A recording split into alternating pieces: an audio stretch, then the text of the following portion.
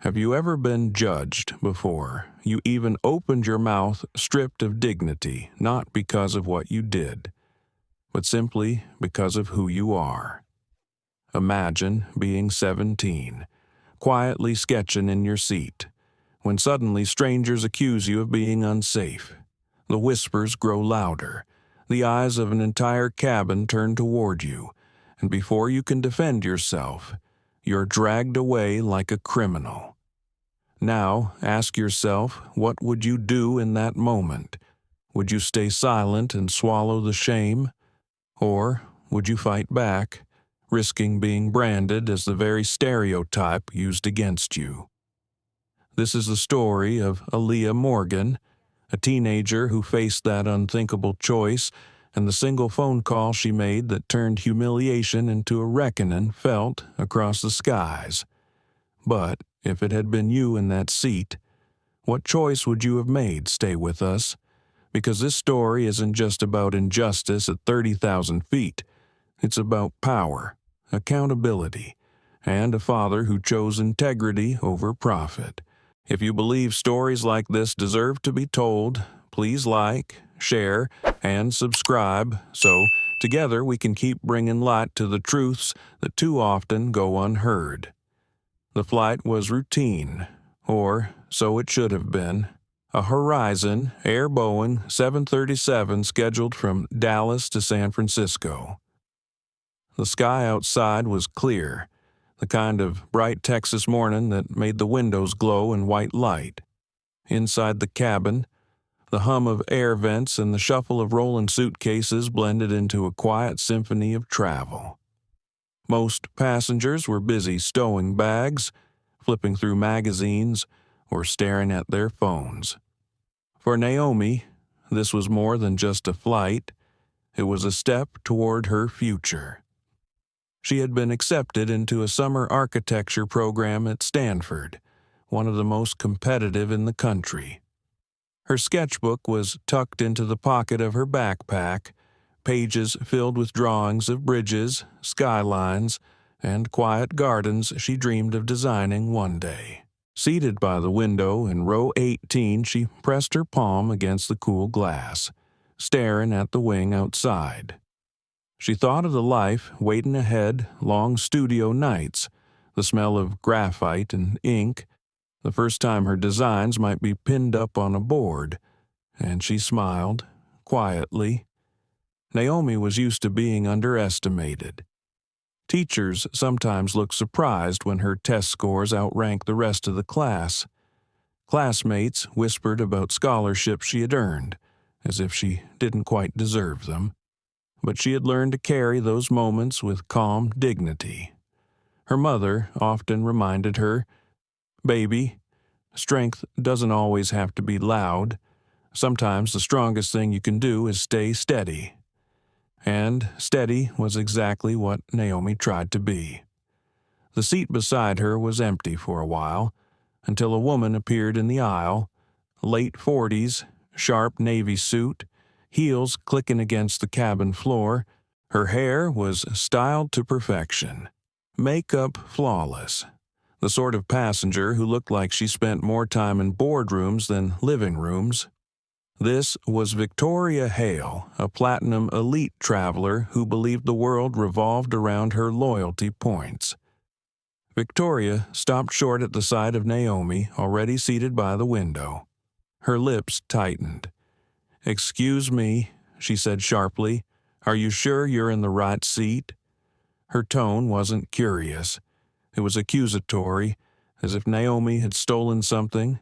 Naomi, steady as always, lifted her boarding pass. "Yes, ma'am, 18A, window seat." Her voice was polite, even soft. Victoria's eyes flicked from the ticket to Naomi's face. There was no apology, no smile, just a small sigh, heavy with disapproval, before she slid into the aisle seat with exaggerated annoyance. She muttered something under her breath. Naomi couldn't catch all of it, but the words these days drifted through. Naomi pressed her sketchbook tighter to her chest. It wasn't the first time she had heard words like that. It wouldn't be the last. but something about the way the woman said it made her skin prickle. The hum of the cabin suddenly felt louder, pressing in on her ears. She turned her gaze back out the window, trying to focus on the sunlight catching the edge of the wing. She thought about the Stanford campus, the tall trees, the red-tiled roofs she had seen only in pictures. She imagined walking under those arches, proving to herself and maybe to the world that she belonged there. But Victoria wasn't finished. She tapped the call button above her head. A chime echoed. A flight attendant in a neat uniform approached with a practiced smile. This was Megan Shaw, efficient, professional, and at this moment, tired. "Yes, ma'am. What can I do for you?" Megan asked. Victoria leaned closer, lowering her voice but not enough that Naomi couldn't hear. "I don't feel comfortable sitting next to her. She seems nervous, fidgety. I just don't feel safe." Naomi's breath caught.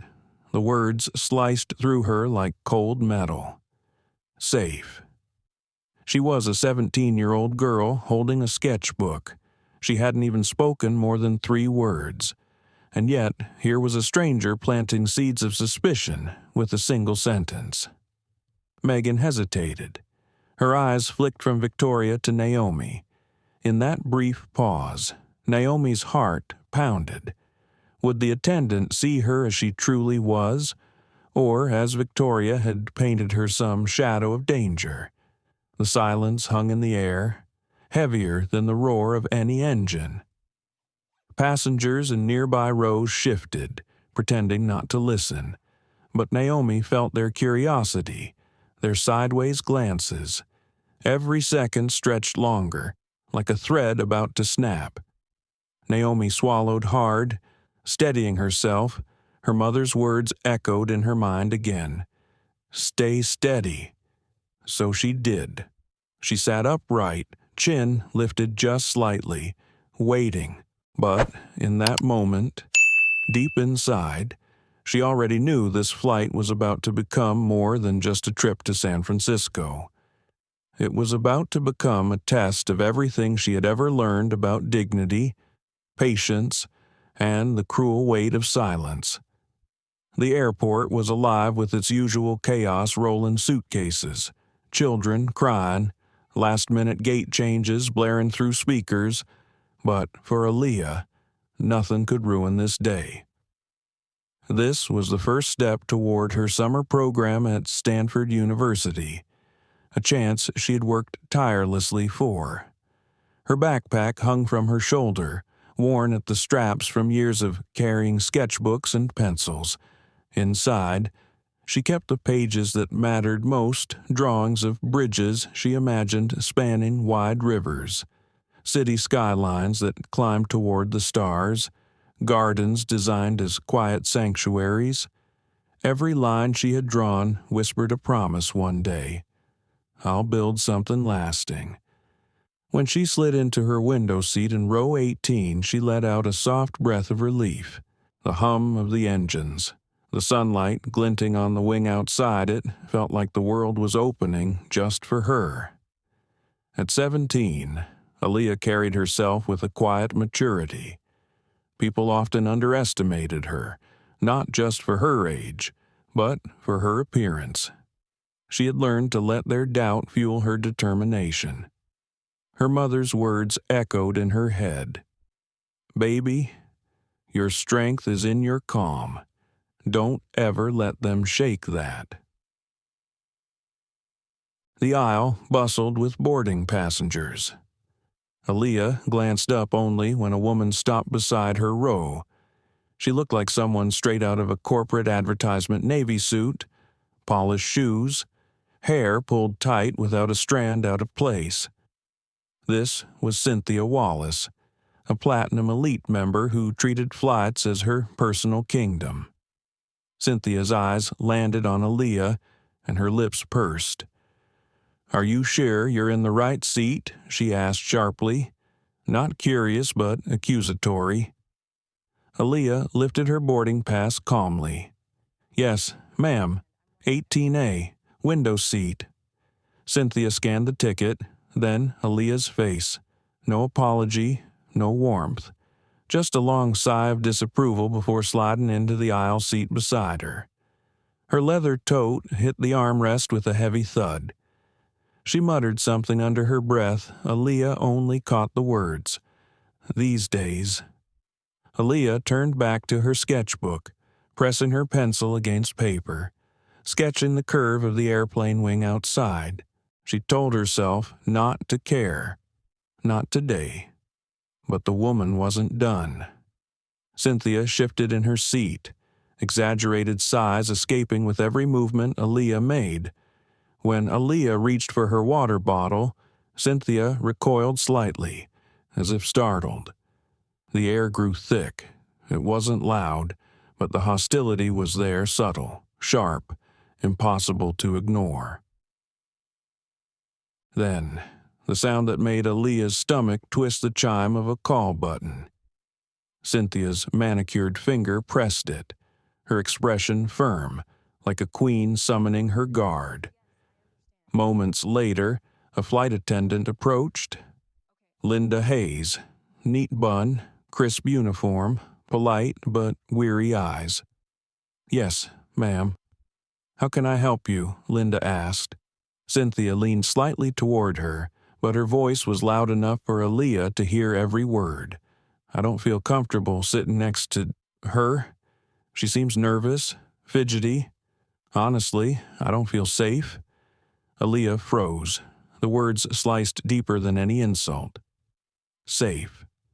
She was a teenager, holding a pencil, a sketchbook open on her lap. She hadn't said more than 3 polite words. Linda hesitated, her eyes flicking toward Aaliyah. In that tiny pause, hope flickered. Maybe she would see the truth. Maybe she would dismiss the complaint. But silence stretched.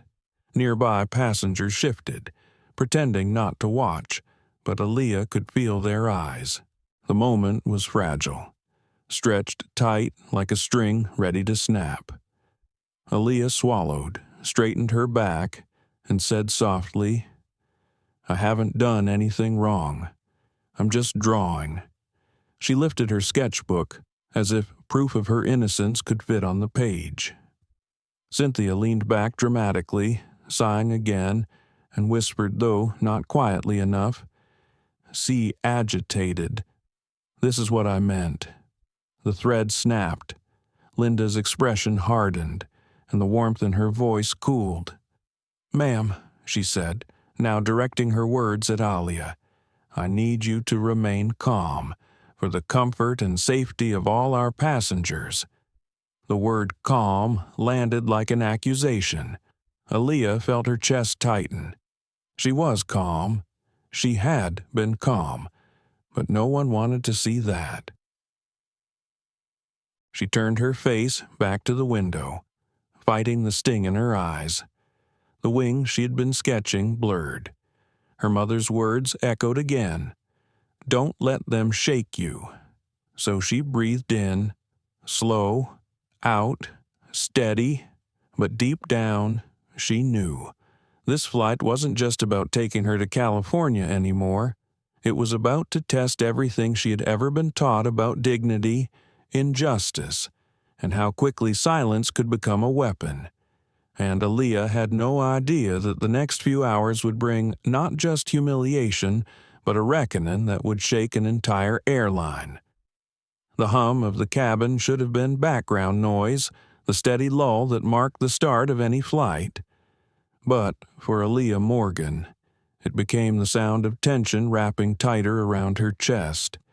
Every breath seemed measured, every glance from nearby passengers sharper than it should have been. She tried to focus on her sketchbook again, pencil gliding over paper to trace the line of the airplane's wing. Her hand trembled slightly, but she forced it steady. That was how she survived moments like these, by drawing, by keeping her mind anchored in lines and shapes instead of the unease pressing in from all sides. But Cynthia Wallace wasn't finished. She shifted in her seat, leaning toward Linda Hayes, the flight attendant who was still standing nearby. "Honestly, I think she might be hiding something in that bag," Cynthia said, her voice pitched high enough for half the row to hear. "She got defensive the moment I sat down. I don't feel safe. I need to be moved." Aaliyah's heart dropped.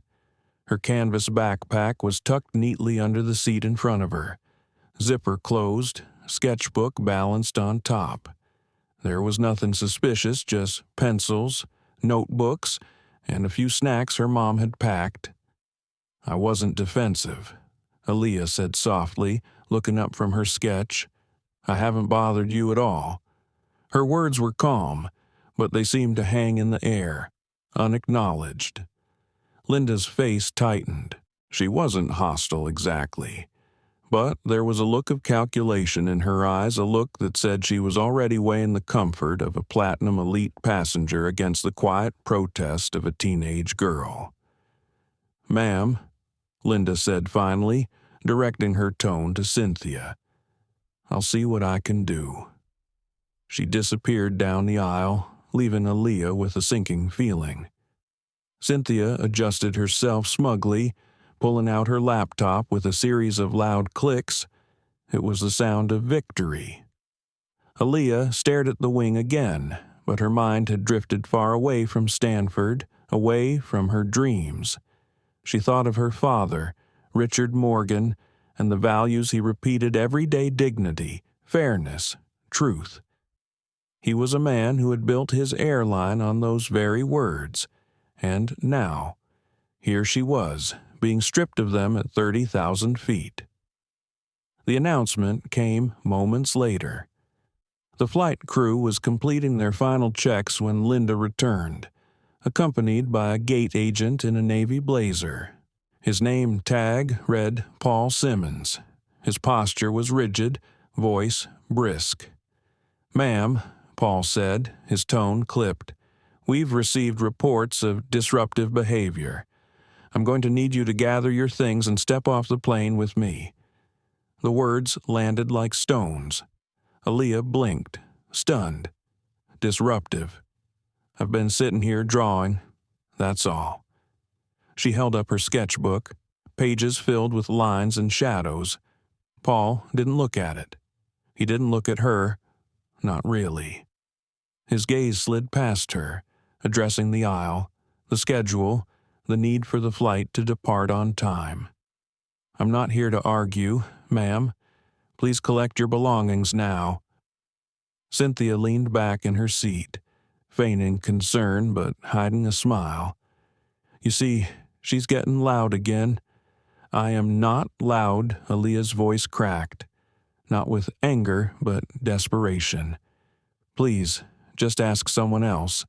The man in 18C, he saw everything." All eyes turned to the young man in the aisle seat, maybe a college student. He looked pale, trapped. He glanced at Cynthia, then at Aaliyah, then quickly down at the safety card in his hands. I didn't see much," he muttered. Aaliyah's stomach twisted. Betrayal wasn't always loud. Sometimes it came in the form of silence. Paul's radio crackled. "Uncooperative passenger. Row 18, preparing removal." The cabin filled with murmurs. Passengers angled their phones discreetly, some recording, others whispering. To them, this was a spectacle, entertainment before takeoff. To Aaliyah, it was humiliation carved into her skin. Two uniformed Port Authority officers appeared at the cabin door. Their presence sucked the air out of the row. One officer, older with graying temples, spoke in a firm but rehearsed voice. "Miss, we need you to step off the plane." "Will you cooperate?" Aaliyah's throat tightened.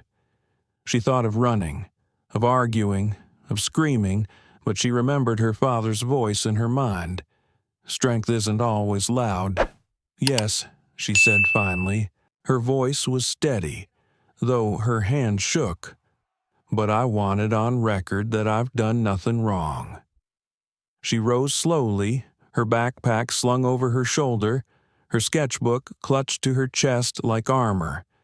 As she stepped into the aisle, she caught Cynthia's gaze.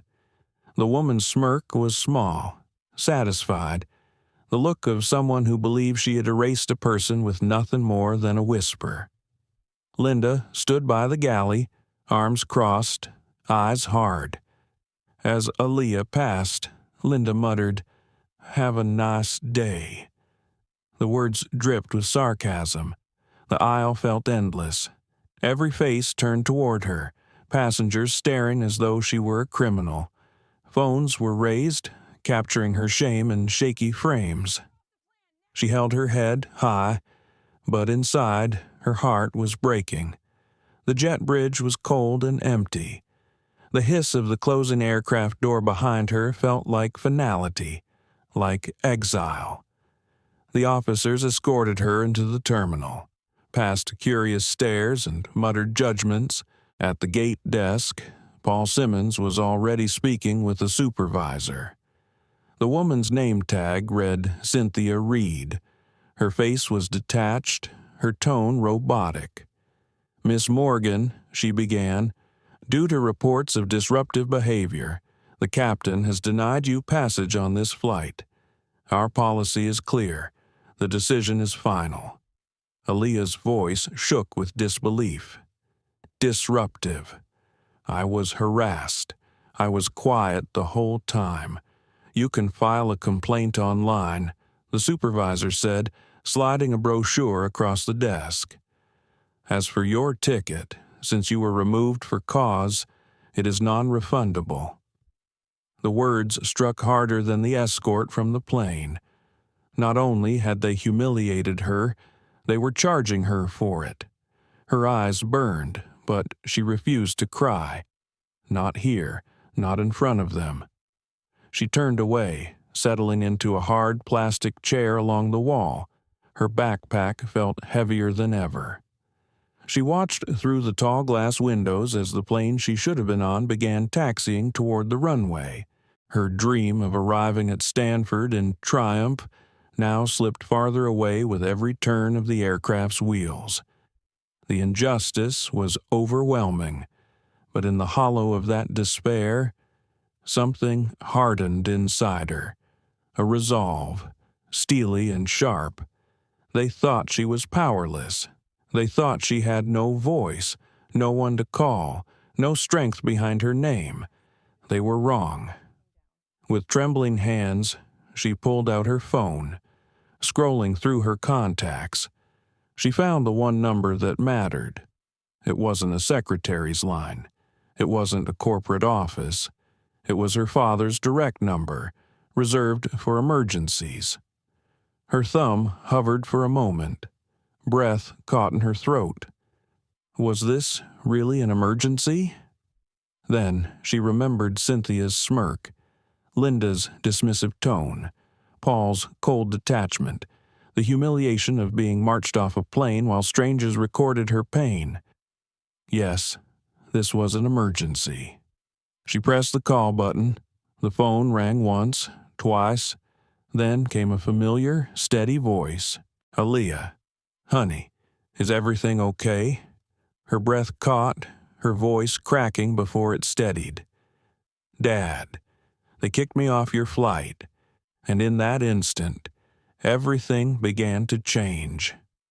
The sound of her father's voice carried a steadiness that had anchored Aaliyah since childhood. It was the tone he used when storms shook their family, when the world felt unfair, when she doubted herself. But this time, she felt shame creeping into her words, a sharp edge of humiliation. "Dad," she whispered, clutching her phone tightly. "They dragged me off. They said I was disruptive. I wasn't. I swear, I wasn't." On the other end, Richard Morgan paused.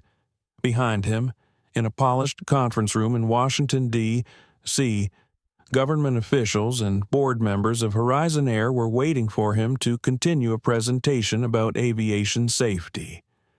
But Richard didn't hear them anymore. All he heard was the crack in his daughter's voice. "Where are you now?" he asked. "I'm at the gate. They won't let me back on. They said it's final." Aaliyah's throat tightened. "Dad, people were recording. Everyone stared at me like I was a criminal." Richard rose from his chair. His suit jacket brushed against the conference table as he stood. His colleagues exchanged confused glances. "Excuse me," he said, his voice clipped with quiet fury. "This meeting is adjourned. Mr. Morgan, we still need one of the officials," began. But Richard was already walking out, his phone pressed tightly to his ear. "Aaliyah," he said, his voice softening. "Listen to me. You did nothing wrong. Nothing. I need you to stay calm until I get there." Her breath hitched. "You're coming. I'll be at Dallas-Fort Worth in less than 3 hours. In the meantime, don't talk to anyone else. Just sit tight." She closed her eyes, clutching the phone as though it were a lifeline. "Okay, Dad." When the call ended, Aaliyah's hands were trembling again, but for the first time since she'd been marched off the plane, she felt a flicker of hope. Richard moved with purpose. He wasn't just a father. He was the founder and CEO of Horizon Air, a man who had built the company from a small regional carrier into one of the nation's leading airlines. His reputation in the industry was that of a calm negotiator, someone who valued dignity and fairness in an industry often known for cutting corners. But now, his own daughter had been humiliated by the very people who wore his company's uniform. As he walked briskly through the marble corridors of the federal building, his assistant hurried to keep up. "Sir, should I notify the board?" The press, Richard's eyes burned. "No, not yet. First, I need to see it myself." He boarded the first private jet he could secure from the company's hangar. Inside the cabin, his mind raced. He replayed Aaliyah's voice over and over, the way she said they dragged me off. It wasn't just about Aaliyah anymore. He knew instinctively that this moment was larger than one passenger, larger than one mistake.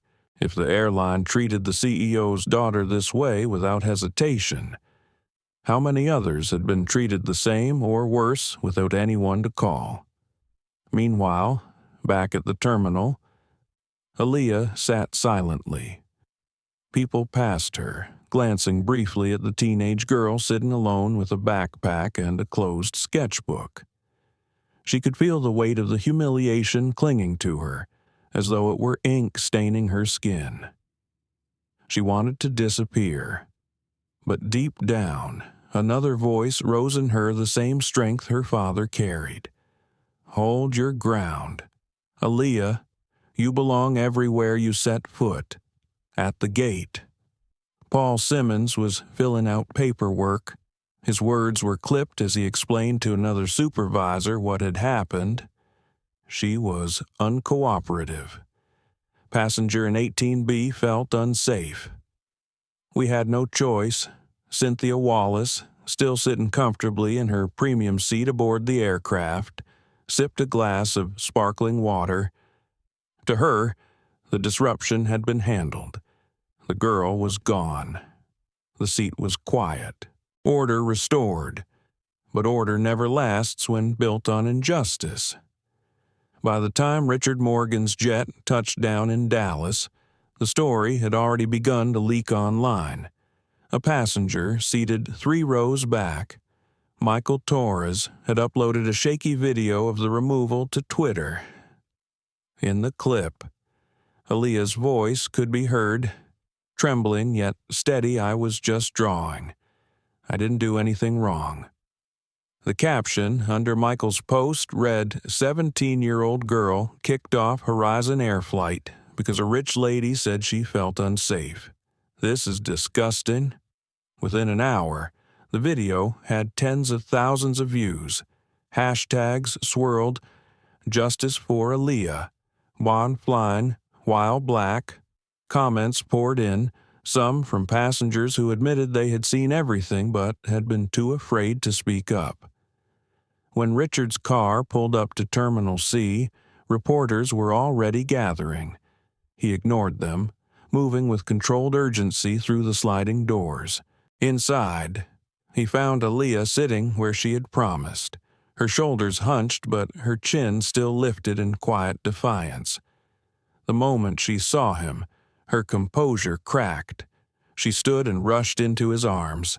He held her tightly, his jaw clenched. "I've got you," he whispered. "They won't get away with this." Within minutes, Richard was in the operations room, demanding a full playback of the flight's internal reports. Supervisors scrambled. The room fell into tense silence as he read the notes filed by Paul Simmons and Linda Hayes. Words like disruptive, agitated, uncooperative leapt from the page, painting a picture he knew was false. "Who authorized this?" Richard asked, his voice low. "Dangerous. Captain Edward Barnes." "Sir," one of the managers replied nervously. Richard closed the file slowly. "Get me Captain Barnes, Linda Hayes, and Paul Simmons, now, and have the aircraft return to the gate." The room went silent. "Sir, the plane has already departed." "Then recall it," Richard said sharply. "If Horizon Air is going to humiliate a 17-year-old girl on my watch, it will answer for it on the same aircraft it happened on." The command sent shock waves through the control center. A recall of a departing flight was almost unheard of, but when the CEO gave an order, there was no room for negotiation. As air traffic control relayed the message, the 737 on its climb banked sharply, circling back toward Dallas. Passengers murmured, confused. Cynthia Wallace frowned, adjusting her seatbelt as the captain's voice came over the speaker. "Ladies and gentlemen, due to unforeseen circumstances, we will be returning to the gate. Please remain seated. Back at the terminal." Richard placed a hand on Aaliyah's shoulder. "This isn't just about you anymore. Sweetheart, this is about every passenger who's been silenced. Today, we show them what accountability looks like, for the first time since the humiliation began." Aaliyah felt a spark of strength return. Maybe this wasn't the end of her journey after all. Maybe it was the beginning of something far bigger than she had ever imagined. The jet bridge hissed as it locked back into place, the thud echoing through the terminal. Passengers inside the cabin shifted in their seats, whispering with confusion. A few already had their phones out, sensing that something unusual was happening. Planes didn't just turn around mid-climb without reason. Inside the gate area, Aaliyah Morgan stood beside her father. She felt a strange mixture of dread and anticipation. The humiliation of being pulled off the flight was still raw. But now there was something else, her father's presence, a storm contained within a tailored suit, ready to break open. When the cabin door finally swung open, Richard Morgan stepped forward with the kind of quiet authority that drew every eye. His broad shoulders squared, his stride calm but purposeful. He walked down the jet bridge like a man carrying not just his name, but the weight of an entire company's reputation. Passengers gasped as he entered the plane. They recognized him. Many had seen his face on news interviews, in glossy magazines about leadership, on the screens at Horizon Air terminals. Richard Morgan wasn't just any CEO. He was the man credited with saving the airline during a financial collapse, the man who turned it into a symbol of resilience. Now, here he was, walking into their cabin with his daughter at his side. Aaliyah kept her gaze forward, her sketchbook clutched in her arms. She didn't want to look at the faces staring at her, the same faces that had watched her dragged out less than an hour ago. She wanted to appear strong, even though every step felt like walking through fire. At the front of the plane, Captain Edward Barnes stepped out of the cockpit. His face was flushed, his posture stiff.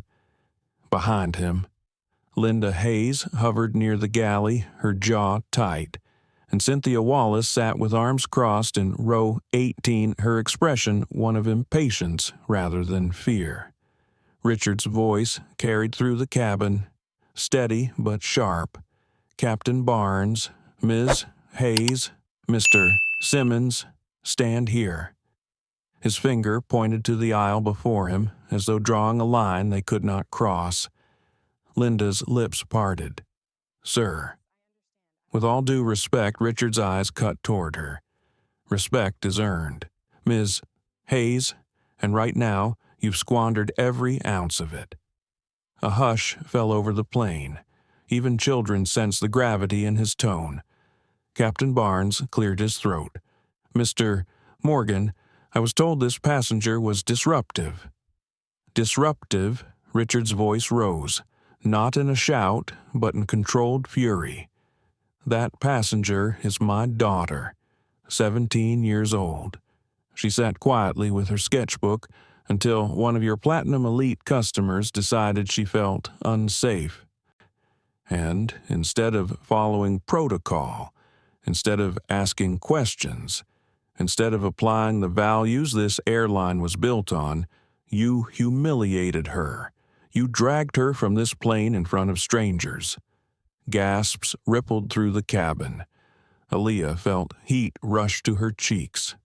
The passengers were watching, their eyes darting between her and her father, but now the shame wasn't hers alone. It belonged to those who had wronged her.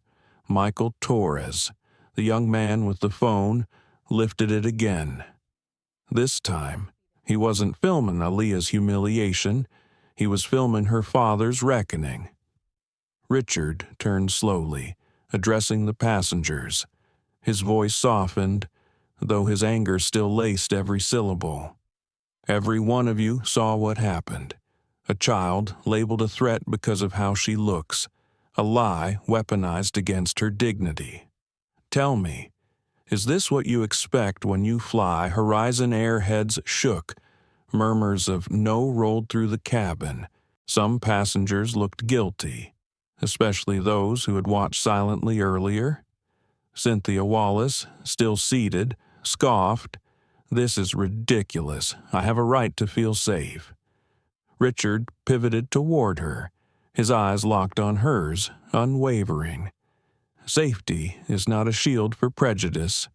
Ms. Wallace, you used fear as a weapon.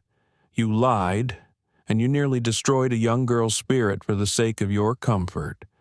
For the first time, Cynthia's composure cracked. She shifted in her seat, her face pale. Richard raised a hand, signaling one of the supervisors who had followed him on board. "Effective immediately.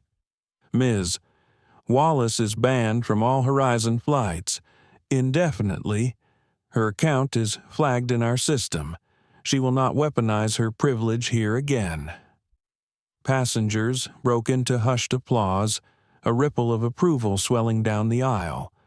Cynthia's face flushed red, her mouth opening and closing as though words might save her. But none came. Richard turned back to the crew. "Linda Hayes, you failed in your duty. Instead of diffusing tension, you escalated it. Instead of protecting a child, you sided with a false accusation. You are hereby relieved of duty, pending termination review." Linda's face went white. "Sir, please, I was just following." "You were following bias, not protocol." Richard's words sliced through her excuses. He turned to Paul Simmons, who had been escorted onto the plane from the gate. "Mr. Simmons, you filed a false incident report, claiming uncooperative behavior. Did you even speak to my daughter before removing her? Paul swallowed hard. Sir, I acted on information given to me by the crew. You acted on prejudice, Richard corrected. And you wrote it into a permanent record. That's negligence, and it's unacceptable. You are suspended, effective immediately. The entire cabin was silent. The authority in Richard's tone was undeniable, but so was the heartbreak woven into it. He wasn't just a CEO holding his staff accountable. He was a father making sure his daughter's dignity was restored in front of the very people who had stolen it. Aaliyah stood quietly beside him, her eyes stinging. She wanted to speak, to tell him she was okay. But the truth was she wasn't. Not yet. Her sketchbook still felt heavy in her hands, not with drawings but with the memory of humiliation. Richard turned back to the passengers, his voice softened again, almost breaking. I want you all to remember this moment. Not because my daughter was involved, not because I am the CEO, but because this should never happen to anyone. Not on this airline. Not on any airline. A man in the back called out. Thank you. Applause grew louder, more passengers joining in, some even standing. Aaliyah felt warmth spread through her chest. For once, the cabin wasn't staring at her in judgment. It was looking at her with respect. Richard placed a hand on her shoulder, steady and grounded. We're done here, he said to the supervisors. Escort these employees off. This plane will depart again with dignity intact this time. As Linda, Paul, and Captain Barnes walked the same aisle where Aaliyah had been humiliated. The irony wasn't lost on anyone. The walk of shame now belonged to them. Phones recorded every step, ensuring the world would see not just their removal, but the reversal of injustice. Cynthia Wallace sat frozen, unable to meet anyone's eyes as security arrived to escort her as well. Her earlier arrogance had crumbled into silence. Aaliyah exhaled for the first time since the ordeal began. Her father had turned the spotlight, shifting the burden of shame away from her and onto those who had truly deserved it. For the first time in hours, she felt something she thought she had lost on that plane, her dignity.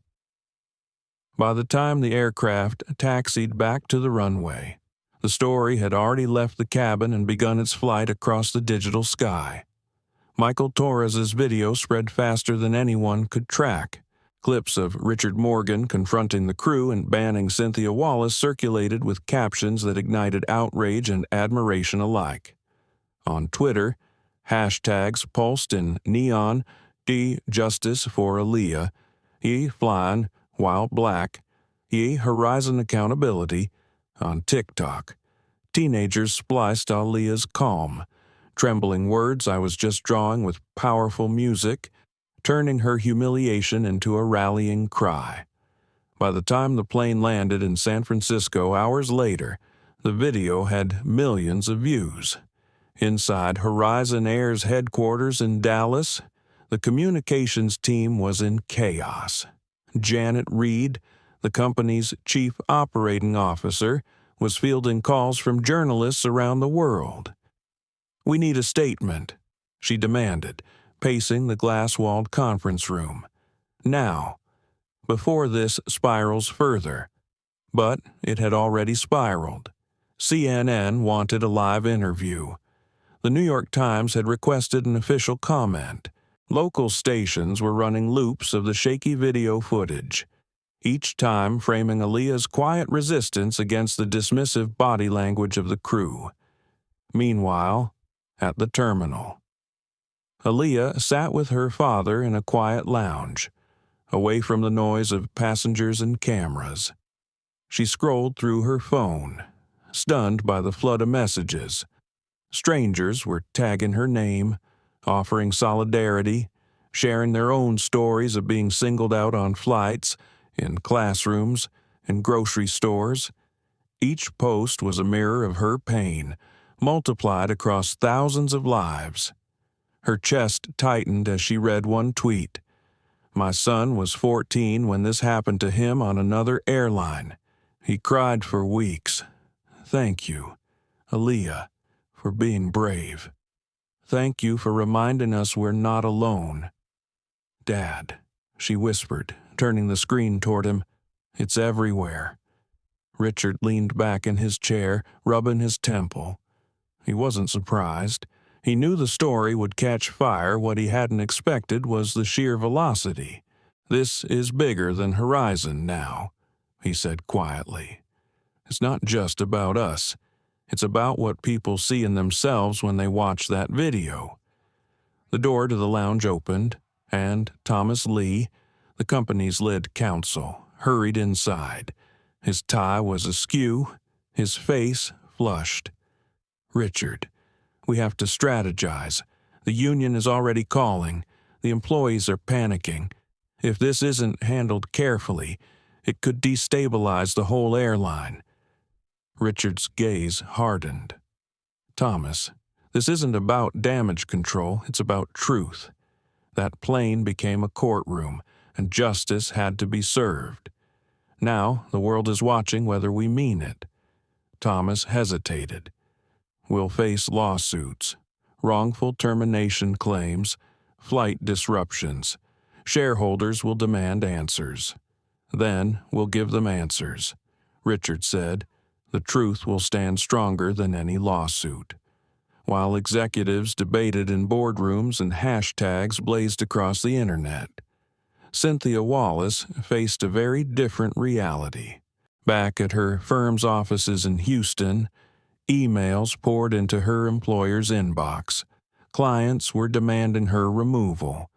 "How can we trust an advisor who humiliates a child and lies about it?" one message read. By mid-afternoon, Cynthia was placed on administrative leave, her once pristine reputation now drowning in headlines that read "Platinum Elite Passenger Banned for Racial Bias." For Aaliyah, the whirlwind was surreal. She wasn't used to being the center of attention. She was the girl who sat quietly in classrooms, who let her drawings speak louder than her voice. Now her name was on trending lists, her face captured in screenshots, her dignity debated by strangers she would never meet. In the quiet of the lounge, she pressed her sketchbook to her lap and whispered, "I didn't want any of this." Richard turned to her, his eyes softening. "I know. But sometimes we don't choose the moments that define us. They choose us." She looked at him, her eyes brimming with questions. "What if I can't carry it? What if I'm not strong enough?" He reached across the table, taking her hand in his. "You don't have to carry it alone. I'll carry it with you. This family will carry it with you. And maybe, just maybe, millions of others will too." As evening fell, reporters crowded outside the terminal, their cameras flashing as the Morgans left through a side exit. They weren't ready to give statements yet. There would be a time for words. But for now, silence was the shield they needed. But silence didn't last long. That night, Horizon Air's official Twitter account posted a statement drafted under Richard's supervision. It read, "What happened today to passenger Aaliyah Morgan was wrong. Horizon Air was built on dignity, fairness, and safety. We failed those values. Immediate action has been taken. Further reforms will follow. To our passengers and to the world, we will do better." The message was brief, unpolished compared to corporate PR standards, but its sincerity struck a chord. Within minutes, it was shared tens of thousands of times. Comments flooded in, praising Richard's transparency while demanding systemic change. The next morning, Aaliyah woke to find her face on the front page of national newspapers. The headlines varied, some focused on the scandal, others on her father's intervention, but one, in particular, caught her breath. It was from USA Today. Across the cover, a bold headline read, "Dragged off a flight." She sparked a movement. She stared at it, silent. Richard watched her from across the breakfast table, the weight of exhaustion etched into his face. "It's only the beginning," he said softly. Aaliyah traced the edge of the paper with her finger. "I just wanted to go to Stanford." "You still will," Richard promised. "But now, you're also going to change this industry." She looked up at him, startled. "Me, yes. You," he said, "your calm, your dignity. That's what people are seeing. That's why it's spreading. You're giving a voice to everyone who's been silenced before." Tears pricked at the corners of her eyes, but she blinked them away.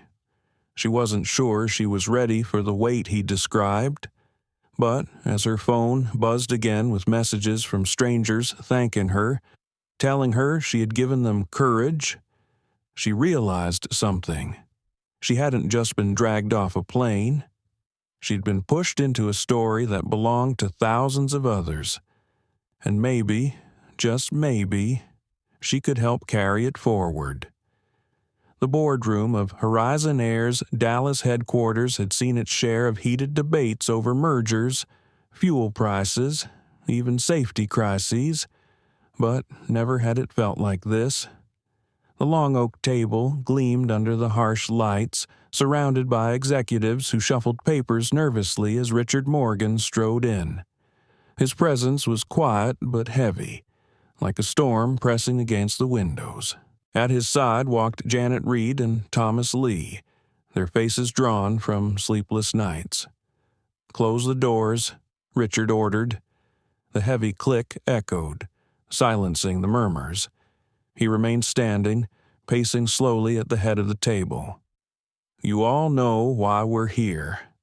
Flight 227 from New York to San Francisco. A passenger dragged off our plane in humiliation.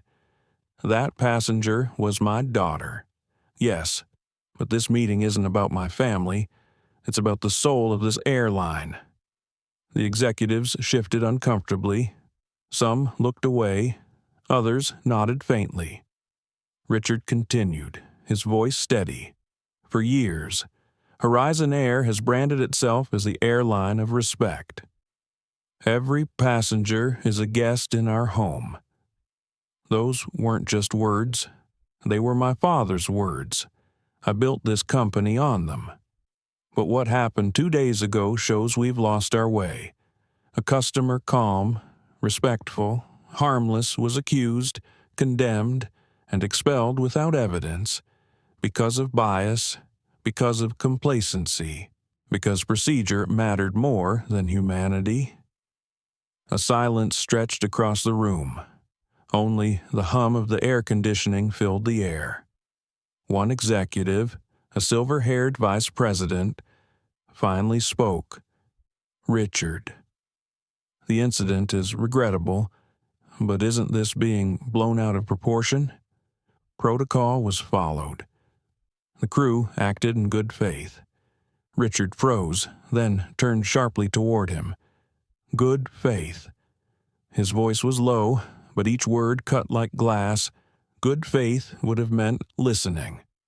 Good faith would have meant asking one question, just one from another passenger, before branding a teenager a security threat. What we saw was not good faith. It was negligence, drenched in prejudice. Another executive tried to intervene, but the fallout were hemorrhaging money. Bookings have dropped 8% in 48 hours. Our investors are panicked. We need a PR strategy, not a crusade. Richard's gaze hardened. Do you know what costs more than cancellations? A reputation built over decades collapsing in a week? People don't buy tickets. They buy trust. And right now, the public doesn't trust us. He let the words hang before slamming his palm against the table, making pens jump. This is not about covering tracks. This is about rebuilding trust from the ground up. If that feels like a crusade to you, then you're sitting in the wrong chair. Thomas Lee cleared his throat, producing a thin folder. Richard, if I may, the legal department has completed a preliminary investigation. The findings are damning. Flight attendant Linda Hayes, gate agent Paul Simmons, and Captain Edward Barnes all ignored de-escalation protocols. They relied solely on the testimony of Cynthia Wallace. Worse, they filed reports exaggerating Aaliyah's behavior. If the video hadn't surfaced, their version would have stood as fact. Gasps rippled across the table. One executive muttered, "God help us." Richard nodded grimly. Exactly. If it happened to Aaliyah, it has happened to others, only they didn't have a camera or a father with authority.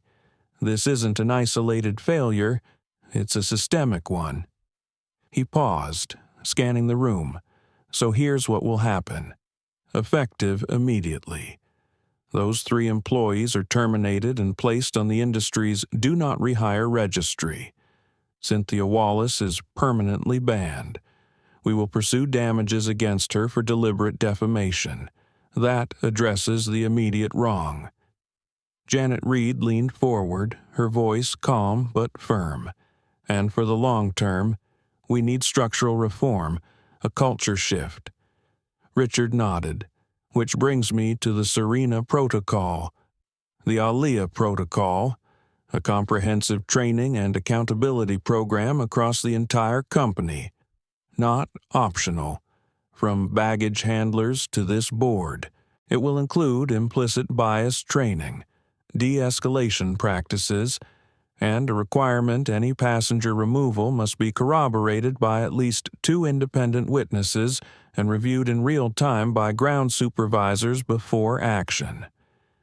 No exceptions. The room erupted in murmurs. One CFO objected. "Richard, that's costly. Training 60,000 employees, halting flights for mandatory workshops, the stockholders will revolt." Richard's expression softened, but his eyes burned with conviction. Let them revolt. This company exists because passengers choose to trust us with their lives. If we betray that trust, there will be no shareholders to protect. You don't balance dignity against profit. You build profit on dignity. For a long moment, no one spoke.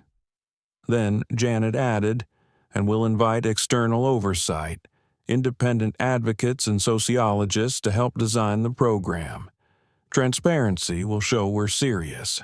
Slowly, the resistance in the room began to crumble. Executives exchanged reluctant nods. They understood the stakes fight this, and they were fighting the founder himself and the tide of public opinion rising outside. Richard leaned forward, his hands flat on the table. His voice dropped, quieter, almost intimate. You've all seen the video. A girl, just trying to sketch the wing of a plane, dragged off because someone decided she didn't belong. That girl happened to be my daughter, but she could have been anyone's daughter. Yours, mine. And if Horizon Air can't guarantee dignity to every daughter, every son, every human being who walks onto our planes, then this company deserves to die. The words settled into the silence like heavy stones. No one dared respond. Richard straightened, his voice regaining its steel. The choice is simple.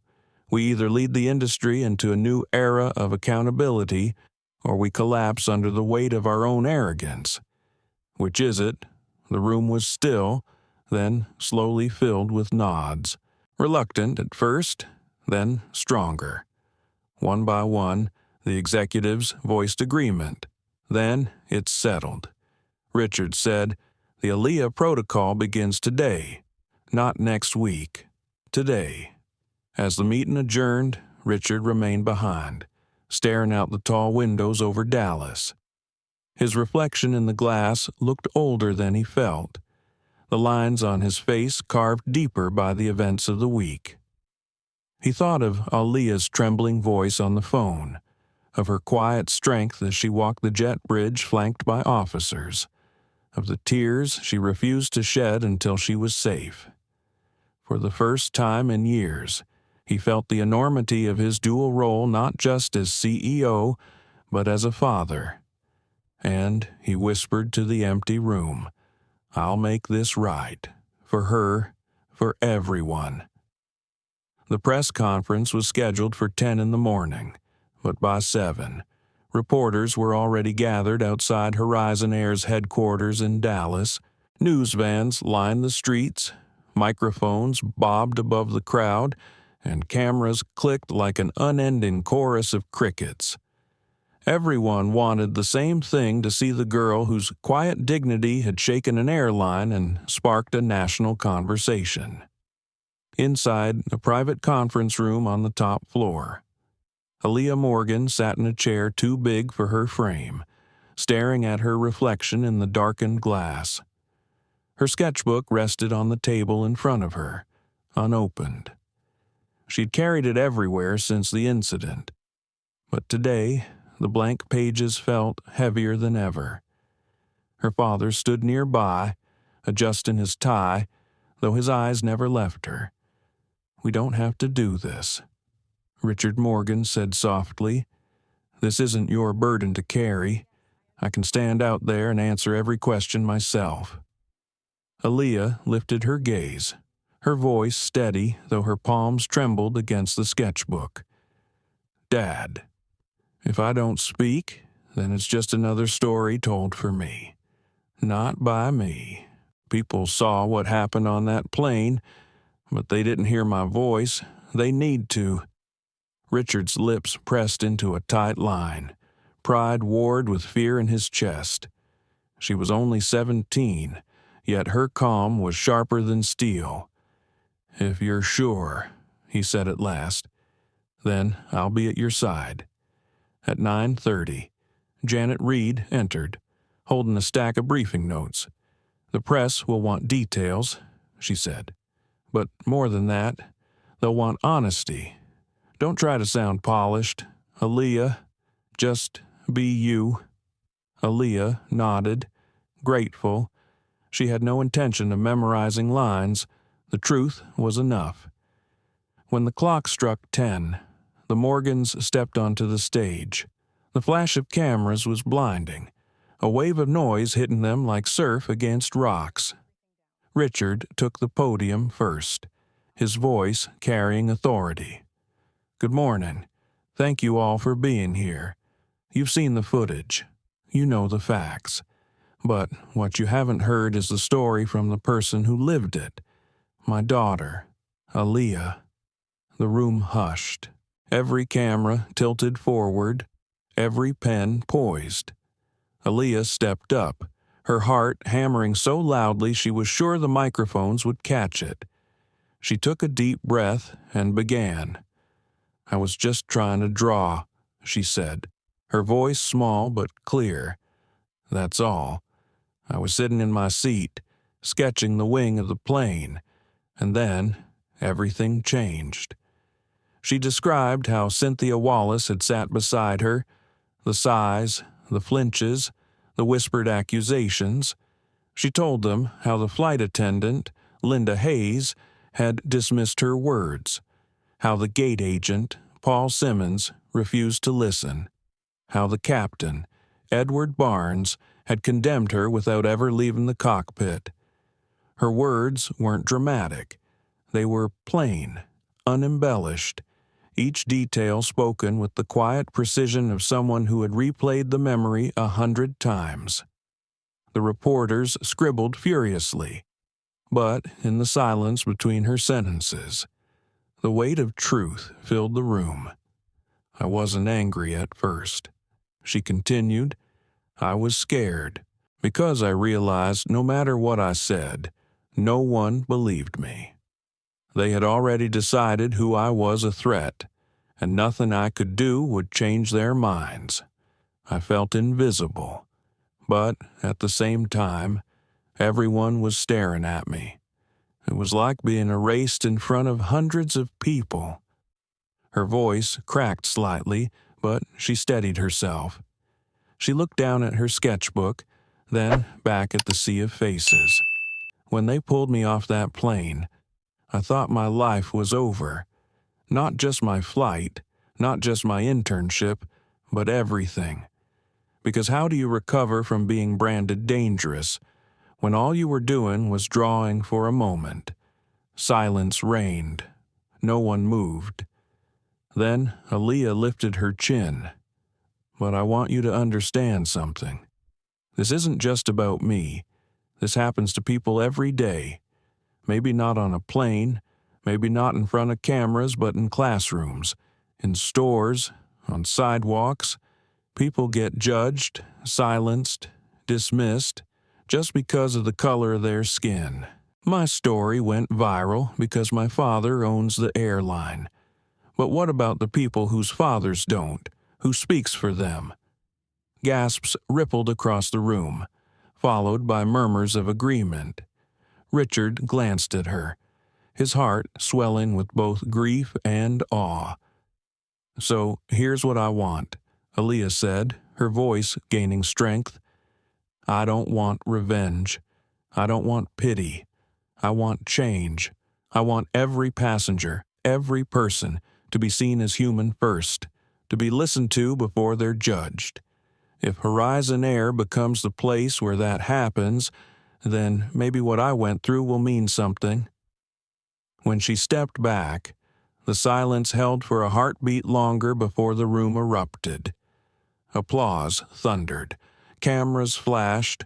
Reporters shouted questions. Richard stepped in to guide her away, but the message had landed. The story was no longer about humiliation. It was about transformation. That night, clips of Aaliyah's speech played on every major network. CNN ran it under the headline, "Teen Passenger Calls for Change, Not Revenge." The Washington Post described her as a voice of grace in the face of prejudice. Social media lit up with praise, not just for her courage, but for her clarity. In living rooms across the country, people leaned forward and whispered, "She's right. That happened to me once," or "That could have been my daughter." The story had crossed the boundary of scandal and entered the realm of collective memory. But for Aaliyah, the night was quieter. In her room, she opened her sketchbook at last and began to draw. Not the wing of a plane this time, but a face, a woman's face, strong and steady, with eyes that looked straight ahead. She wasn't sure if it was her own face or something more. Perhaps it was the face of everyone who had ever been silenced and finally found their voice. Richard peeked into her room, watching her pencil glide across the page. "You did well today," he said gently. Aaliyah didn't look up. "I was terrified." He smiled faintly. "Courage isn't the absence of fear. Aaliyah, it's speaking anyway." She paused, then nodded, her hand still moving across the paper. For the first time since that terrible day on the plane, she felt a spark of something she thought she had lost. Hope. By the next morning, Aaliyah Morgan's face was everywhere. Newsstands carried her image, televisions replayed her speech, and social media pulsed with her words clipped into 15-second bursts. Hashtags multiplied. "Stand with Aaliyah." "See us first." Every seat matters. But alongside the praise, another current had begun to flow, a darker one. At the breakfast table, Richard unfolded the newspaper, his jaw tightening as he read a headline aloud, Critics say teen passenger exploiting incident for fame. He slammed it shut. Garbage, pure garbage. Aaliyah stirred her oatmeal slowly, her appetite gone. I knew it was coming, she murmured. For every person who says I gave them hope, there's someone else calling me spoiled, privileged, only heard because of you. Richard reached for her hand, but she pulled it back, needing her own space. I'm not made of stone. Dad, words cut, even when you expect them. Across the table, Janet Reed placed her phone down, her voice steady. You should know, Aaliyah, public opinion is never one-sided. When you stand for something, you'll face both gratitude and resentment. It means your voice has power, and power always meets resistance. Later that day, in her bedroom, Aaliyah scrolled through her phone, her heart tight. Thousands of messages flooded her inbox, some filled with warmth, others dripping with venom. Attention-seeking brat. If you weren't the CEO's daughter, no one would care. This is why people don't trust you people. She clenched her fists, whispering to herself, Don't cry. Don't give them that. Yet her eyes blurred. She closed the screen, hugging her sketchbook to her chest as though it could shield her. That evening, Richard found her sketching on the back porch, the Texas sunset spilling gold across her face. He sat quietly beside her until she spoke. I didn't ask to be a symbol, she confessed. I just wanted to get to my internship. Now everyone's staring at me, deciding who I am, when I barely know that myself. Richard listened, his eyes softening. I know, sweetheart. The truth is, movements don't wait for permission. They choose people, ready or not. You've become a mirror. Aaliyah, people see their own stories in yours, whether they're stories of hurt or of prejudice. That's why it feels so heavy. She drew a trembling line, then stopped. What if I break under it? Then we'll hold you up, Richard said. But from where I sit, you're already stronger than you think. The next day, Horizon Air announced the official launch of the Aaliyah Protocol. Training centers were being set up, independent experts consulted, and deadlines imposed. The press praised the swift action, but unions pushed back. Some crew members complained about being vilified. We can't do our jobs if every word is second-guessed, one anonymous flight attendant told a local station. The backlash reached Aaliyah, too. Outside her school, reporters gathered, shouting questions as she tried to walk to class. She kept her head down, but her friends whispered in the hallways, some offering hugs, others avoiding her. By lunchtime, she hid in the art room, sketching furiously to calm the storm inside her chest. It was there that Michael Torres found her, the man whose video had changed everything. He had been invited by Horizon to join the oversight committee as a civilian witness. He peeked into the art room and smiled gently. I figured you'd be here. Aaliyah blinked in surprise. How did you know?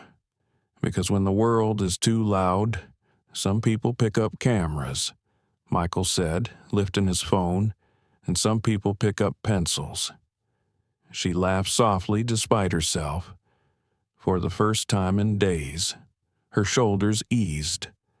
Michael sat beside her. I wanted you to know something. I didn't film that day to make you famous. I filmed it because it was wrong. And now people are listening, not because of me, but because of you. Don't let the noise convince you otherwise. Aaliyah studied him for a long moment, then whispered, Thank you. That night, Richard appeared on national television for a one-on-one interview. The anchor pressed him. Morgan, Some critics say this was personal for you, that if it weren't your daughter, you wouldn't have acted so decisively. What do you say to that? Richard leaned forward, his voice unwavering. They're right. It was personal. But that's the problem, isn't it? Shouldn't every passenger be personal to us? Shouldn't every daughter and son matter enough to ground a plane if necessary? I acted for Aaliyah because she's my daughter. Now, I act for everyone because they're someone's daughter, someone's son. That's what Horizon Air will stand for. The clip went viral, echoing through homes across America. Parents nodded in agreement. Employees sat in break rooms, silent but reflective. For Aaliyah, though, the real turning point came a few days later. A letter arrived in the mail, handwritten, no return address. Inside was a single page. My name is Rosa. I'm 62. I was kicked off a plane in 1984 because someone thought I looked suspicious. I never told anyone, not even my children, because I thought no one would believe me. Watching you speak gave me the courage to finally tell my story. Thank you, Aaliyah, for showing me I wasn't crazy. I wasn't alone. Aaliyah pressed the letter to her chest, her tears falling freely this time. She wasn't just carrying weight anymore, she was carrying connection. As she looked out her window that night, she realized something had shifted inside her. The burden hadn't vanished, but it was no longer crushing. It was changing her, shaping her into someone she didn't expect to be, but maybe needed to become. The world outside still roared with debates, headlines, and hashtags, but inside her heart, Aaliyah felt a quiet conviction. She couldn't control the storm, but she could be steady within it. When Horizon Air announced that Aaliyah Morgan would join her father and a panel of experts to observe the rollout of the Aaliyah Protocol, reactions split down the middle. Civil rights leaders praised the decision, calling it historic. Some employees, however, bristled. Anonymous comments filled crew forums. She's just a kid. What does she know about aviation? We're being punished for one bad flight. Richard knew the resistance was coming, but he also knew there was no reform without discomfort. He insisted Aaliyah attend the first training session in Dallas, not as a silent observer, but as someone whose story would anchor the change. The training room was large, with rows of uniformed flight attendants and ground staff, their arms crossed, their expressions guarded, as if preparing for an attack. At the front, screens displayed the words, "The Aaliyah Protocol Dignity First." Aaliyah sat quietly until Janet Reed introduced her. "This is Aaliyah Morgan," Janet said. "Her story is why we're here. Please listen not as employees defending yourselves, but as humans listening to another human." The room shifted uneasily. Aaliyah stood, her hands trembling slightly, though she kept them hidden behind the podium.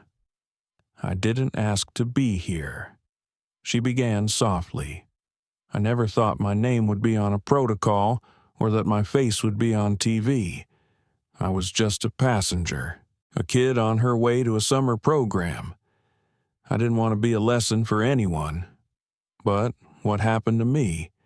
It showed something that goes deeper than one flight, and that's why I'm here." She paused, looking at the skeptical faces. "I know you think I don't understand your jobs. You're right. I've never had to calm a drunk passenger or enforce safety rules. But I do understand what it's like to be judged before you open your mouth. I know what it's like to have people write a story about you before you've spoken a word. That's what happened to me, and if it happened to me, it can happen to anyone." From the back, a flight attendant raised his hand sharply. "With respect, Miss Morgan, you don't know the pressure we face. We make split-second decisions. If a passenger makes someone uncomfortable, we act. That's our training. If we hesitate and something happens, it's on us." Murmurs of agreement followed. Aaliyah nodded, her voice steady. "I hear you. I know your job is hard. But here's the truth on that plane. No one hesitated to believe the worst about me. No one asked a single question. I was calm, I was quiet, and still, I was dragged off. Was that safety, or was it something else?" The room fell silent. Aaliyah leaned forward, her eyes meeting theirs. Split-second decisions are human, but being human also means pausing, even for a breath, to see the person in front of you. The Aaliyah protocol isn't about punishing you, it's about protecting you, too. If you follow it, no one can twist your actions into bias. It's proof that you chose dignity first. Her words settled like stones in water, sending ripples across the room. One attendant, a woman in her 40s, lowered her arms. "I've been doing this job for 20 years, she said quietly, "and I've seen passengers mistreated because they didn't fit someone's idea of who belonged in first class. I never had the power to stop it. Maybe this protocol gives me that." Others nodded slowly. Still, resistance lingered. Some muttered about politics, about feeling accused. Richard, who had been standing at the side, finally stepped forward. "You're right about one thing," he said firmly. "This is political, because dignity is political when it's denied. But let me be clear, this is not about blaming you. This is about building a shield for you and every passenger. If you fear this protocol, it's because deep down, you know change is overdue." The room grew heavy with his words. Then Aaliyah spoke again, softer now. "I don't want you to see me as a symbol or as your boss's daughter. See me as what I was that day, a girl who just wanted to draw. That's all any of us are at some point. People just trying to live, just trying to be. Please don't forget that when you put on your uniform." For the first time, the silence wasn't defensive. It was contemplative. After the session, some employees approached her quietly. A man in his 50s, his eyes weary, said, "My granddaughter's your age. I'd never forgive myself if something like that happened to her on my watch. Thank you for reminding me." Aaliyah smiled faintly, her chest lighter. "Thank you for listening." That night, back at home, she wrote in her journal, "Today I saw the faces of the people who will carry this forward. Some still don't believe in me, but maybe they don't have to. Maybe they just have to believe in what's right." Richard knocked gently on her door. "How was it?" She hesitated. "Hard, but good. I think some of them understood." He nodded, pride in his eyes. "That's all it takes, one by one." She looked down at her sketchbook, where she had drawn not an airplane wing, but a group of people standing together. Their outlines different, but their posture the same, upright, unyielding. "I just hope," she whispered, "that one day no one has to have a protocol with my name on it." By the third week after the incident, Aaliyah Morgan had become a fixture on television screens and phone feeds. Every network wanted her face, every blog wanted her words, and every critic wanted to dissect her story. Praise still came in waves, but the backlash had sharpened its claws. Anonymous callers left threats on Horizon Air's customer service line. Online forums teemed with conspiracy theories. She staged it for attention. Her father orchestrated it to distract from corporate problems. Richard Morgan shielded what he could, filtering news and locking down family accounts. But Aaliyah was no stranger to the noise. She had learned to scroll quickly, to close her laptop when the venom grew too thick. Still, it wore at her. At night, she lay awake, staring at the ceiling, wondering if her life would ever belong to her again. One Thursday afternoon, as she slipped out of a small cafe with her sketchbook under her arm, two women approached her. They looked older, their faces lined not just by age but by experience. "Are you Aaliyah Morgan?" one asked softly. Aaliyah hesitated. She had grown cautious about strangers, but something in their eyes, gentle, tired, resolute, made her nod. The woman introduced herself. "My name's Margaret Daniel. This is my sister, Louise. We flew in from Atlanta. We just wanted to thank you." Aaliyah blinked, surprised. "Thank me." Margaret smiled sadly. "In 1972, I was dragged off a bus in Alabama. They said I was causing a disturbance because I wouldn't give up my seat.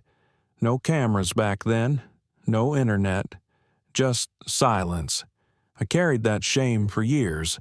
Seeing you stand, seeing you speak, it healed something I thought would never heal." Louise touched Aaliyah's arm.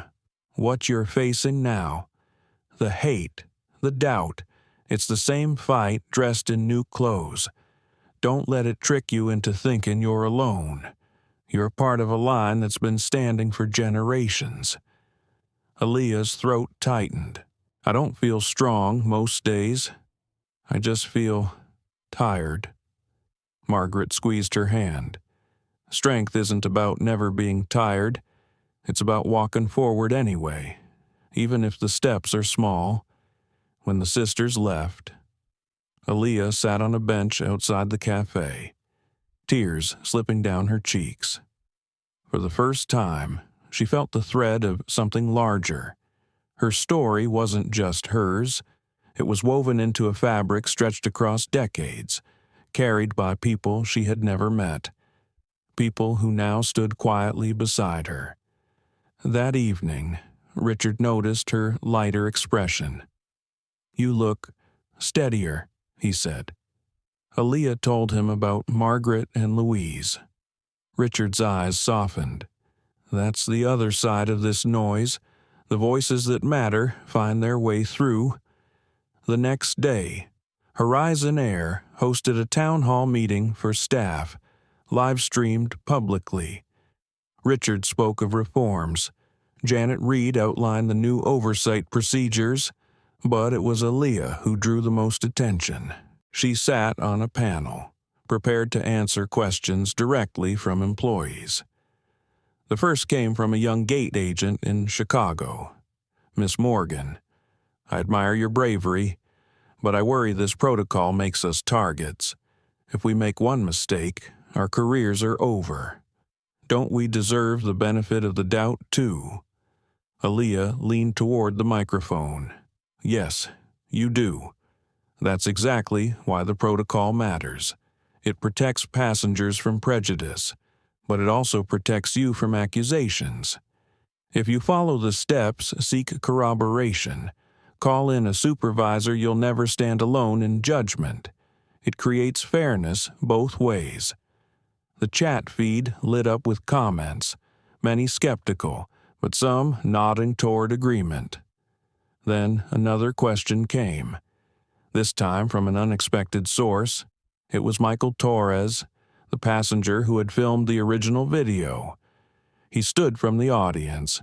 "I'm not crew, I'm not staff, but I want to say this. I didn't film that video to ruin anyone's career. I filmed it because what I saw was wrong. And what Aaliyah is asking for, what Richard is building, isn't punishment. It's prevention. Don't you want to work in a place where your decisions can be trusted because they're transparent?" The room fell quiet. Slowly, a few attendants began to nod.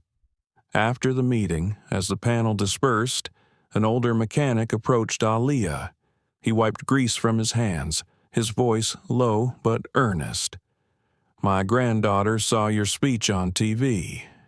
She asked me if people like her would ever be treated fairly when she grows up. I didn't know what to say. Now I tell her. Yes, because of girls like Aaliyah. So, thank you. Aaliyah smiled, her chest warm. Thank you for telling her the truth. That night, though, the backlash reared its head again. A popular talk show host mocked her on air, calling her the poster child for corporate theater. Social media amplified the clip, with thousands echoing the insult. Aaliyah's resolve wavered. She shut her laptop, pressing her forehead to her knees. Why does it feel like every step forward comes with a shove back? She whispered. Richard sat beside her on the couch, his arm around her shoulders. Because that's how change works. It's not a straight road, it's a climb, and every shove back proves you're higher than before. She lifted her head, searching his face. Do you ever get tired of climbing every day? He admitted. But I keep going because I know what's at stake. And now, so do you. Aaliyah thought of Margaret and Louise, of the mechanic's granddaughter, of Michael Torres standing up in that hall. The noise was still there, but so were the voices of truth. Maybe the climb was worth it, after all. Later that week, she returned to her sketchbook. This time, she drew not wings, not faces, but a staircase. Each step was uneven, cracked, but rising steadily. At the top, she left the page blank, because the climb wasn't finished. The marble floors of Capitol Hill gleamed under the soft glow of chandeliers as Aaliyah Morgan walked slowly behind her father. Her palms were damp despite the cool air, and her heart beat fast enough to echo in her ears. She had never imagined she would be summoned here to speak not just to journalists or airline employees, but to lawmakers, senators, and representatives who held the power to turn her pain into policy. Reporters lined the corridors, snapping photos as she passed. Aaliyah. Over here, how do you feel? Voices called out. But she kept her eyes forward, clutching her sketchbook against her chest like armor. Richard walked beside her, his hand hovering near her shoulder, a silent reassurance. In the hearing chamber, rows of officials sat waiting, nameplates glinting in the light. Behind them, the public gallery was packed with journalists, activists, and ordinary citizens who had followed her story online. The air carried the weight of expectation. Janet Reed had already briefed Aaliyah on the process. There would be statements, questions, perhaps skepticism. But no briefing could prepare her for the sea of faces staring at her now, waiting for her voice. The chairwoman, Senator Eleanor Price, tapped her gavel. This hearing of the Transportation Oversight Committee will come to order. Today, we address systemic discrimination in the airline industry, prompted by the widely publicized case of Miss Aaliyah Morgan. Miss Morgan, we thank you for being here. You may begin. Aaliyah rose, her legs unsteady, but her voice steadier than she expected. Thank you. Madam Chairwoman, members of the committee, my name is Aaliyah Morgan. I am 17 years old, and 3 weeks ago, I was dragged off a plane for no reason other than that a fellow passenger said she didn't feel safe around me. I was quiet, I was calm, I was drawing in my sketchbook, but none of that mattered. What mattered was that I didn't look like someone who belonged in that seat. Gasps rippled faintly through the audience. Cameras clicked. She continued, I'm not here to relive the humiliation. I'm here because my story is not unique. Since this happened, thousands of people have written to me, telling me about the times they were singled out, judged, or punished because of bias in airports and airplanes. Some of them cried for weeks. Some never told anyone, but they all carried the same scar I carry now. The scar of being told you're dangerous just for existing. Her throat tightened, but she pressed on. We can't undo what happened to me, but we can stop it from happening to others. That's why Horizon Air created the Aaliyah Protocol. It requires the verification before removing passengers, training for staff, and accountability for actions. It's not perfect, but it's a start. What we need now is for these protections to extend beyond one airline. We need federal oversight that ensures every passenger on every flight and every seat is treated with dignity. When she finished, the room erupted in applause, though the chairwoman quickly struck her gavel for silence. Order, please. Thank you, Miss Morgan. The questions began. Some senators leaned forward, voices warm. Miss Morgan, what gave you the strength to speak out so clearly? Aaliyah thought of Margaret and Louise Daniels, of the mechanic's granddaughter, of every message she had read. Because I realized silence helps no one. If I stayed quiet, the story would have ended with my shame. Speaking gave it a chance to end with change, but not every question was kind. Senator Whitman, known for his skepticism toward regulation, furrowed his brow. Miss Morgan, some argue this was a singular incident. Why should one teenager's bad experience dictate national policy? Don't we risk overreacting? Aaliyah's hands trembled, but her voice didn't. With respect, Senator, it wasn't one bad experience. It was one filmed experience. The only difference between me and thousands of others is that someone pressed record. If one video can reveal so much hidden pain, imagine how much more there is we haven't seen. Is it really overreaction to want fairness written into the rules? The room murmured in approval. Even Senator Whitman leaned back, silent. After hours of testimony, the hearing adjourned.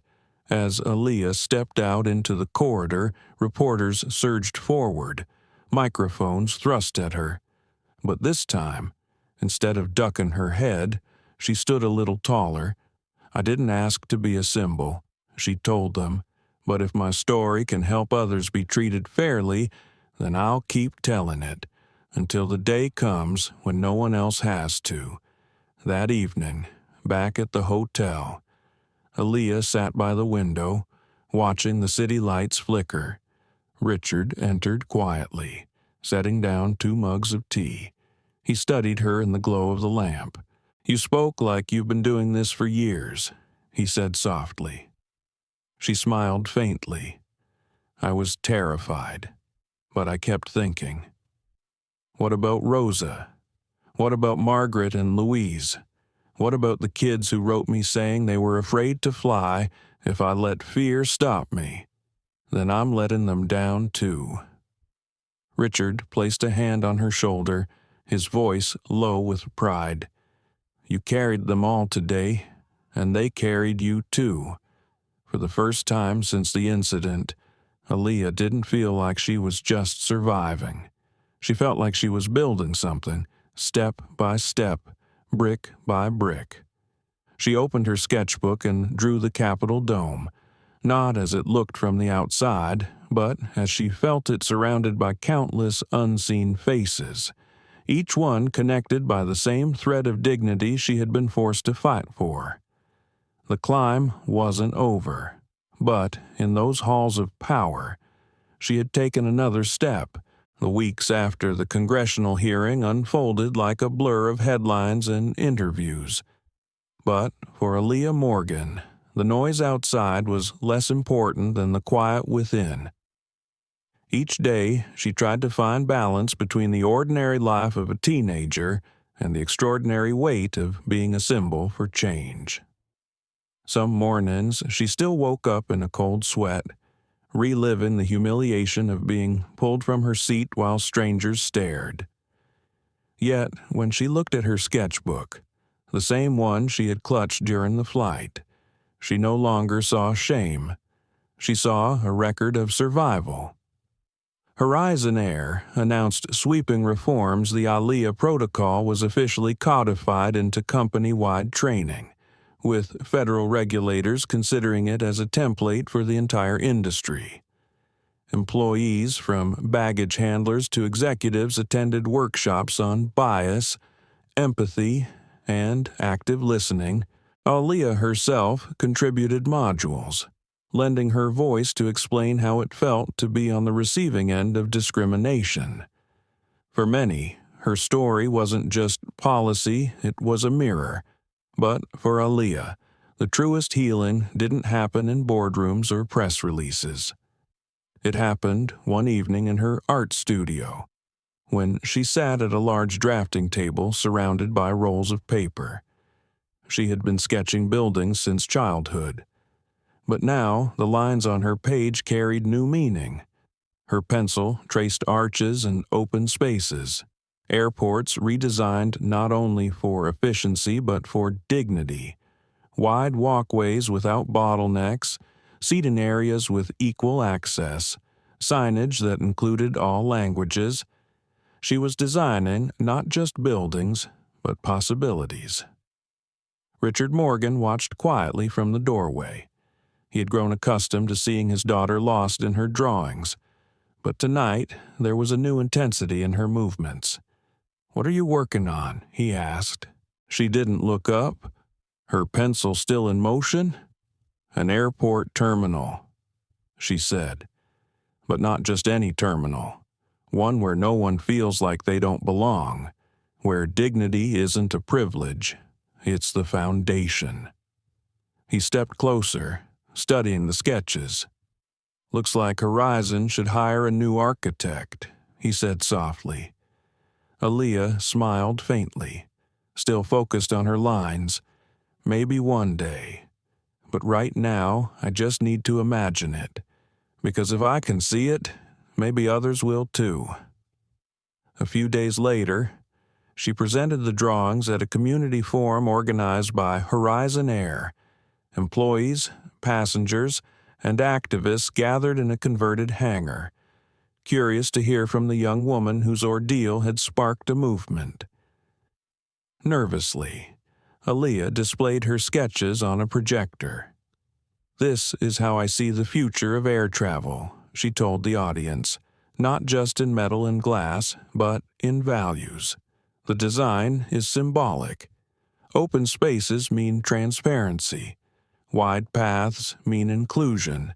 A seat for everyone means no one is left standing in shame. Architecture isn't just about buildings, it's about the people who move through them.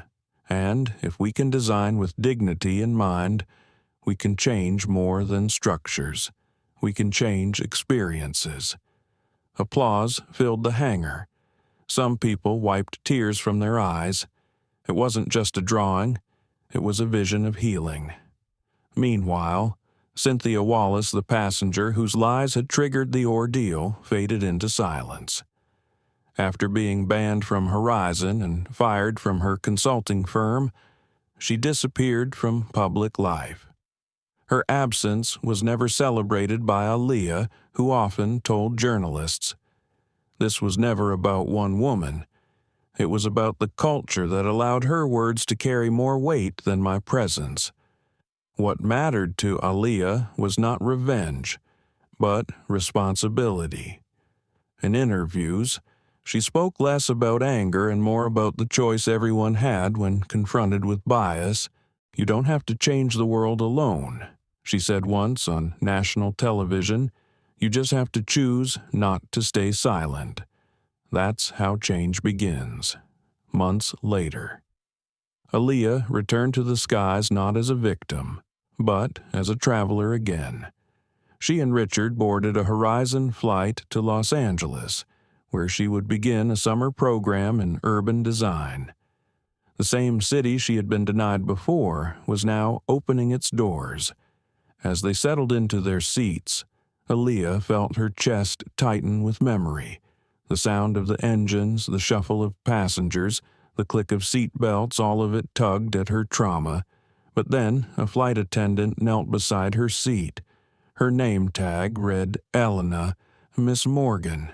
She said softly, "I just want you to know, your story changed the way I do my job. I listen differently now. I notice differently. You've reminded me that every passenger is a human being first. So, thank you." Aaliyah's eyes filled with tears she didn't expect. She nodded, unable to speak. For the first time since that awful day, she felt truly safe in the air. As the plane rose into the twilight, she pressed her forehead against the window, watching the patchwork of neighborhoods fade into a sea of stars. Her sketchbook lay open on her lap, a fresh page waiting. She began to draw again, not the wing of the plane this time, but a horizon line stretching endlessly forward. Richard glanced over, smiling. "Another design, no," she whispered, a reminder that the horizon always keeps going. When the plane touched down in Los Angeles, applause broke out in the cabin. Not because of her presence, but because the passengers felt connected somehow by the weight of the moment. Word had spread of who she was. Yet no one treated her as an oddity. They treated her as a fellow traveler, walking through the terminal. Richard looked at his daughter with quiet awe. "Do you realize what you've done?" he asked. She shook her head, adjusting her backpack. "I didn't do anything. I just told the truth. That's the hardest thing anyone can do," he replied. Later, at the university campus where she would study for the summer, Aaliyah met students from all over the world. Many recognized her. Some hesitated before approaching. But a young woman from Chicago finally said what they were all thinking. "You made me believe flying could be safe again," she told Aaliyah, "not because airlines changed overnight, but because you showed me it's possible. You gave me hope." Hope? That word followed Aaliyah everywhere, in letters, emails, and whispered thanks from strangers. And while she sometimes felt unworthy of it, she carried it anyway because hope was lighter than shame, and it could be shared without diminishing. One evening, walking across the campus, she paused at the sight of the horizon glowing pink and gold. She thought of her mother, gone too soon, who used to tell her that the sky was a canvas no one could take away. She thought of the countless passengers who had written to her, their voices rising in solidarity. She thought of the plane she had once been dragged from and the plane that had just safely carried her west. The sky had not changed, but she had, and with her, perhaps, so had the world. The story of Aaliyah Morgan reminds us that injustice often begins in small moments, an assumption, a stereotype, a choice to look away. Yet it also shows us the immense power of speaking up. When one person refuses to stay silent, the ripple can spread far beyond their own pain. For older generations who have witnessed decades of change, this story reinforces an enduring truth. Progress is not automatic. It requires vigilance, courage, and the willingness to stand for dignity even when it is costly. Aaliyah's father, Richard Morgan, demonstrated another vital lesson. Leadership is not measured by profit or prestige, but by the choices we make when our values are tested. He could have protected his company's image. Instead, he chose accountability, even at great expense, proving that integrity creates a legacy no crisis can erase. In our own lives, we may never face a courtroom or a congressional hearing, but we all face choices to believe someone's story, to intervene when silence feels easier, to treat others as fully human. The Morgan family's journey reminds us that every act of respect and courage matters, because justice begins with the choices each of us makes. Thank you so much for watching and for sharing this journey with us.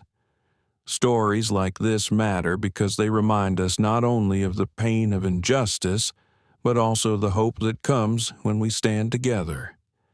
If this story touched you, please like the video, share it with someone who needs to hear it, and don't forget to subscribe so you won't miss the next powerful story we bring to life.